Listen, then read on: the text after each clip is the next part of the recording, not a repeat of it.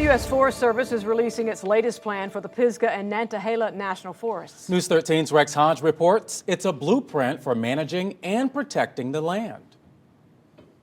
The previous forest plan dates back to the 80s, revised in 1994.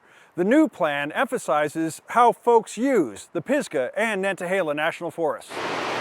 Some of the most biodiverse forests in the country and most visited national forests in the country. James Melonas oversees North Carolina's national forests. The latest forest plan reflects changes in economic, social, and ecological conditions and changes in resource demands since the last plan in 1987. How have things changed since the last plan? In the 80s, mountain bikes were not really a big of a thing. More recent impacts as well. As we're seeing the impacts of climate change, whether that's like the flooding that we saw last year after Tropical Storm Fred, the insect and disease threats to the forest, and the ongoing development pressures on the forest. More visitors are coming to the forest due to COVID.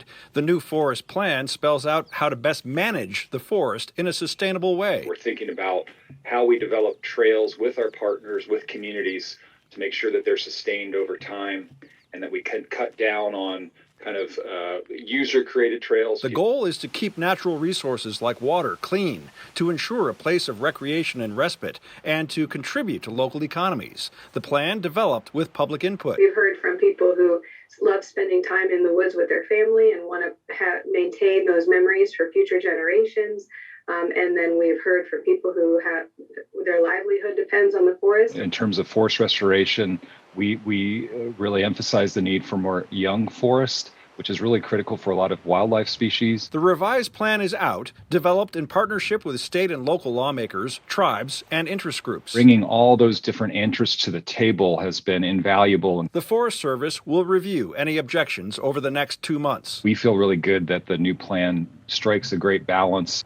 Once any objections are resolved, the forest plan will be finalized and implemented. With temperatures dropping below freezing over the next few nights, Code Purple has been extended.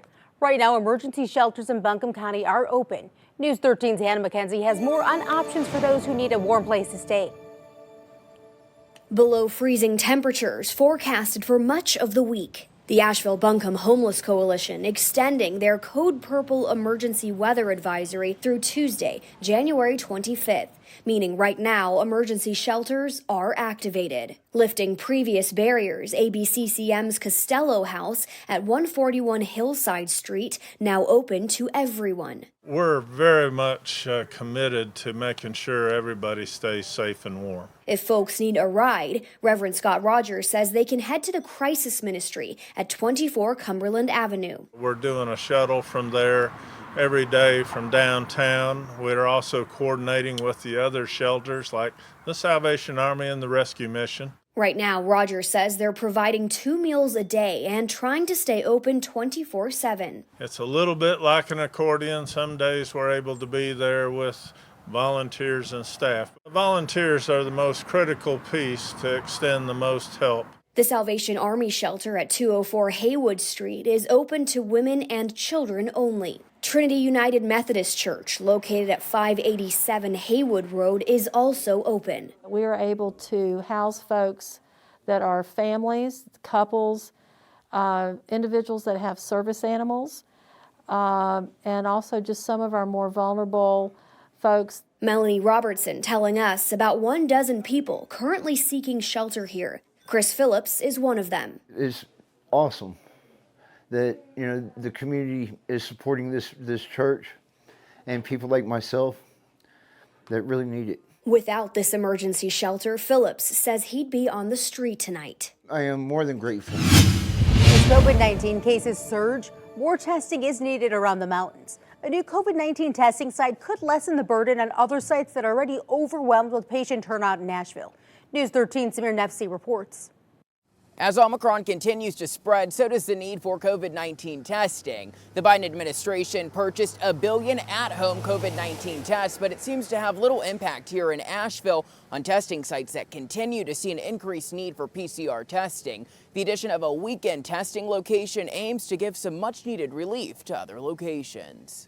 During the week, a lot of the areas are getting overrun with demand, and this gives an opportunity for the public to be able to come in on a weekend And so far we've had good numbers. So we hope we're providing a service that's needed.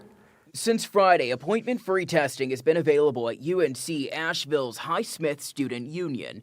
UNCA's Director of Emergency Management, David Weldon, says the site is for everyone. And with Omicron, testing became problematic, and by being able to offer a weekend, we felt that it would help with the load of people that are trying to get to these testing sites, but to give them the opportunity when they're not at work.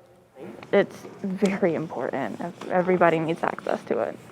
Gregory says she decided to get the test after a potential exposure and wanted to have peace of mind. Nice. It relieves a lot of stress about having to get tested for like work things or social events. As we look to other testing sites like Harris Cherokee Center in downtown Asheville, which has experienced major turnout, the UNCA location aims to relieve some of the workload by providing yet another clinic.